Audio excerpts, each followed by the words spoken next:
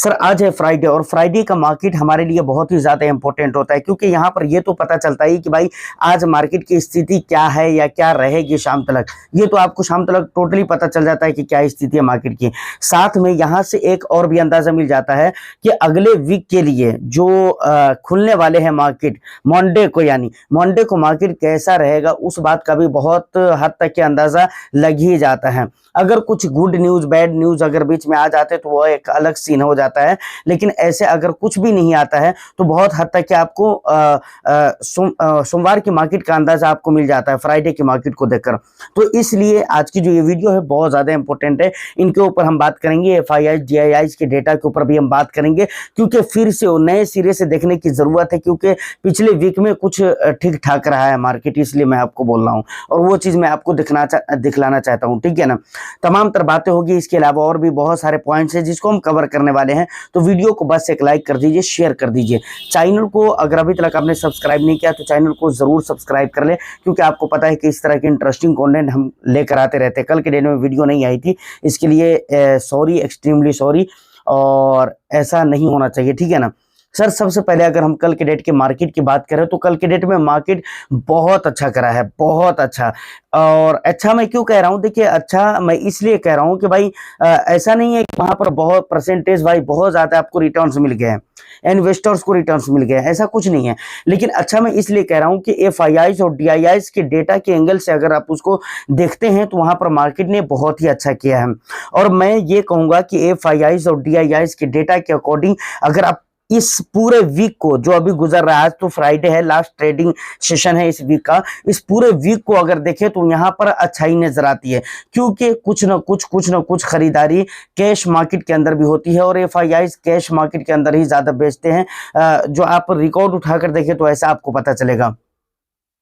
और वहां पर अगर पिछले वीक में, ये जो वीक चल रहा है लास्ट ट्रेडिंग सेशन है, इस वीक में सबसे अच्छी बात यह है कि भाई एफआईआईज ने कहीं ना कहीं पर खरीदारी जरूर की है इंडियन स्टॉक मार्केट के अंदर, तो ये एक अच्छी बात है। देखिए मैं ये नहीं कहता हूं कि इससे परसेंटेज वाइज आपके पोर्टफोलियो में बहुत कुछ रिटर्न्स देखने को मिल रहा होगा, लेकिन ये जरूर यहां पर मैं कहूंगा कि भाई इससे जो एक मार्केट का पॉजिटिव सेंटीमेंट है वो क्रिएट हो रहा है।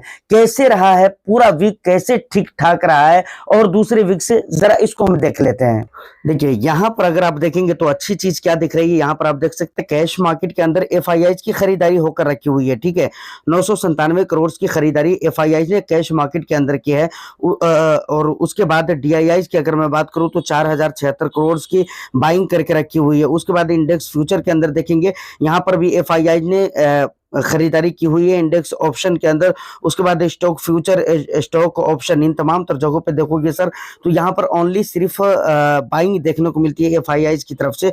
और ये जो तारीख मैं आपको दिखला रहा हूँ, ये जो मार्केट मैं आपको दिखला रहा हूँ, ये 16 तारीख की मार्केट है, यानी थर्सडे, कल के डेट की मार्केट है ये। उसके बाद बुधवार अगर 15 की मार्केट को अगर आप देखेंगे 15 अक्टूबर को, तो यहाँ पर भी अच्छी बात यह है कि 68 करोड़ की बाइंग जरूर है, लेकिन है बाइंग यहाँ पर। ठीक है, एफआईआई की तरफ से। उसके बाद डीआईआई की तरफ से देखें तो यहाँ पर भी अच्छी खासी बाइंग देखने को मिलती है, 4650 करोड़ की। उसके बाद इंडेक्स फ्यूचर के अंदर देखेंगे, यहाँ पर भी एफआईआई की तरफ से बाइंग की गई है। इंडेक्स ऑप्शन के अंदर देखेंगे तो यहाँ पर 1021 करोड़ की बिकवाली कर दी गई है। ठीक है, उसके बाद स्टॉक फ्यूचर है, स्टॉक ऑप्शन है, दोनों जगह पे बाइंग देखने को मिल रही है। उसके बाद यहाँ पर अगर कैश मार्केट के अंदर देखोगे तो एफआईआई की 1508 करोड़ की बाइंग देखने को सेलिंग देखने को मिल रही है। उसके बाद यहाँ पर अगर आप डीआईआई को देखेंगे तो यहाँ पर बाइंग देखने को मिल रही है। उसके बाद कहीं पर बाइंग है, कहीं पर सेलिंग है, ये सारा कुछ चल रहा है। ठीक है, उसके बाद यहाँ पर अगर देखेंगे मंडे की मार्केट में, तो मंडे की मार्केट में भी यही सारी चीजें देखने को मिल रही है। लेकिन एफआईआई के कैश मार्केट की बात करें तो 240 करोड़ की बिकवाली यहाँ पर देखने को मिली थी। तो ये पिछले हफ्ते का रिकॉर्ड था जो कि मैंने आपको दिखला दिया है। ठीक है, इस तरह करके आप दूसरी जगह फिन निफ्टी, बैंक निफ्टी वगैरह पे कहाँ पे बाइंग सेलिंग हुई थी, ये सारी चीजों को देख सकते हैं। ठीक है ना, उससे पहले अगर फ्राइडे की मार्केट देखे तो वो भी बहुत अच्छी रही थी, हर जगह पे पॉजिटिविटी दिख रही थी। ठीक है ना, तो ये एक अच्छी चीज है जो कि बाजार के लिए एक पॉजिटिव सेंटीमेंट क्रिएट कर रहा है। तो यहाँ पर जो भी डेटा था एफआईआई डीआईआई का पिछले वीक का, जो वीक चल ही रहा है अभी, लास्ट ट्रेडिंग सेशन है इसकी मैं बात कर रहा हूँ, वो कैसा रहा है वो आपने देख लिया है, ठीक है। तो यहाँ पर ओवरऑल बात वही है कि भाई मार्केट का जो एक सेंटीमेंट है वो बेटर क्रिएट होगा। अब देखिए आने वाला समय में मार्केट कैसा रहता है, ठीक है ना। अब जो दूसरी बात आती है वो ये आती है कि भाई सोमवार को मार्केट कैसा रहेगा। तो मैं तो ये नहीं कहूंगा कि 100%, लेकिन ये जरूर कहूंगा 60-70% ये चांसेस है कि भाई आज की जो मार्केट रहने वाले हैं वो जैसे रहेंगे वैसे ही आपको मंडे की मार्केट देखने को मिलेगी। ऐसे बहुत सारी अच्छी न्यूज़ आजकल मार्केट के अंदर आ रही हैं, तो हो सकता है कि वहाँ पर बीच में कुछ न्यूज़ आ जाए, जैसे मार्केट बंद होने के टाइम तक कुछ न्यूज़ आ जाए, शनिचर को आ जाए या फिर एतवार को आ जाए, तो ऐसा हो सकता है।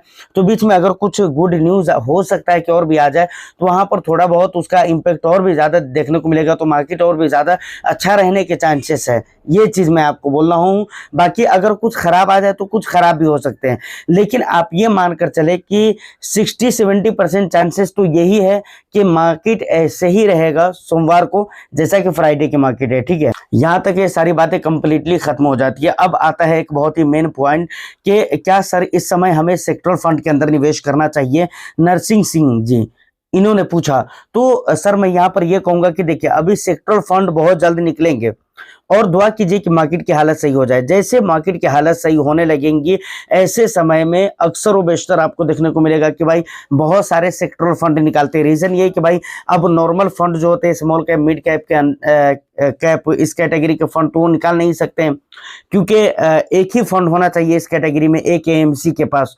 तो रूल्स ये है, इस वजह से वो निकाल नहीं सकते। लेकिन मल्टीपल्स सेक्टर्स के ऊपर मल्टीपल्स स्कीम निकाले जा सकते हैं। इसलिए एएमसी क्या करते हैं कि जब मार्केट की स्थिति सही होने लगती है तो वहां पर ना बहुत सारे एनएफओज वगैरह आने लगते हैं। तो ऐसे समय पे ये आपकी अपनी जिम्मेदारी है कि भाई आपको सोच समझ कर निवेश करना चाहिए, क्योंकि एएमसी निकाल रही है जो कि गलत नहीं है, वो निकाल सकती है, वो अपने फायदे के लिए निकाल रही है या फिर आप ही के फायदे के लिए निकाल रही है। उसके पास ऑप्शन है, उसके पास according to rules of SEBI वो निकाल सकती है, वो निकाल रही है। लेकिन आपको ये समझदारी और ये जिम्मेदारी अपने आप को ऊपर लेनी चाहिए कि भाई मेरे लिए कौन सा फंड अच्छा है, मुझे कहाँ पर निवेश करना चाहिए, मेरे रिस्क एपिटाइट के अकॉर्डिंग कहाँ पर निवेश करना सही रहेगा। तो अभी मोतीलाल ओसवाल के भी कुछ एनएफओज वगैरह चल रहे हैं, तो लोग पूछ रहे थे कि भाई वहां पर निवेश करना चाहिए या नहीं करना चाहिए। देखिए मैं ये कहूंगा कि ये समय बिल्कुल एनएफओज वगैरह में अपना पैसा लगाने का नहीं है, समझ रहे हैं। अभी पिछला जो वीक दिखलाया हूं यकीनन एक सेंटीमेंट बन रहा है, लेकिन इसका यह मतलब नहीं कि मार्केट बिल्कुल अच्छा हो गया है।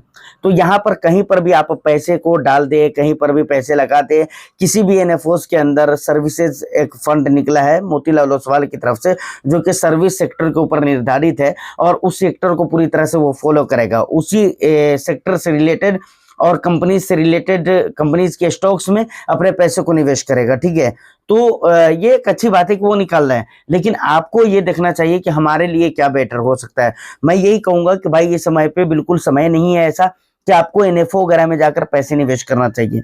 पैसे आप बचा कर रखिए, आपकी जो ऑलरेडी पोर्टफोलियो बनी हुई है वहां पर जब जब मौका मिलता है तो थोड़ा बहुत का बोल रहा हूँ, ज्यादा का नहीं, थोड़ा बहुत का आप लमसम करिए, बाकी अपने पैसे को बचा कर रखिए। क्योंकि टाइम टू टाइम ऐसा नहीं कि मौका अब नहीं मिलेंगे, टाइम टू टाइम फिर से मौका मिलते रहेंगे बाजार के अंदर। लेकिन हाँ, अगर आप बहुत नॉलेजेबल है, बहुत अच्छी जानकारी रखते हैं, बहुत पुराने हैं मार्केट के अंदर, तो आपको अगर किसी सेक्टर पर्टिकुलर एक सेक्टर के बारे में बहुत अच्छे से मालूम है, जैसे कि मान लीजिए मोतीलाल ओसवाल, इस एएमसी ने एक सर्विस सेक्टर के ऊपर फंड का एनएफओ लेकर आया है, ठीक है। अब आपको मान लीजिए कि बहुत अच्छे से मालूम है सर्विस सेक्टर के बारे में, तो वहां पर अगर अच्छे से मालूम है बाजार के अंदर आप पुराना है तो अपना कुछ परसेंटेज आप उस एनएफओ के अंदर निवेश कर सकते हैं। वही अगर मैं बात करूं तो 10 से 15% ही अपने कैपिटल का, इससे ज्यादा नहीं। और एक बात और भी कहूंगा जो कि मैं पिछले वीडियो में भी कहा था, देखिए मार्केट के अंदर पॉजिटिविटी अगरचे है, लेकिन इसकी बहुत ज्यादा उम्मीद नहीं रखनी है कि आगे भी मार्केट ऐसी ही रहेगी। अभी भी बहुत सारे चांसेस है कि मार्केट के अंदर गिरावट हो सकती है और इसके लिए आपको प्रिपेयर रहना चाहिए, ठीक है। उम्मीद करता हूं जो भी इंपोर्टेंट बातें आपको बतानी थी वो सारी बातें मैंने आपको बता दी है। फिर भी कुछ भी सवाल रहता है, कुछ भी अगर बात रहती है तो आप मुझे कमेंट सेक्शन में कमेंट करके जरूर बताइएगा, मैं उसको अगली वीडियो में जरूर कवर करूंगा आपके नाम के साथ। उम्मीद करता हूं कि वीडियो और इन्फॉर्मेशन आपको अच्छा लगा हो, तो वीडियो को एक लाइक करके शेयर कर दें, चैनल को भी जरूर सब्सक्राइब कर लें। मैं फिर मिलता हूं किसी नेक्स्ट एंड इंटरेस्टिंग वीडियो में, जब तक के लिए all the best. Thank you for watching.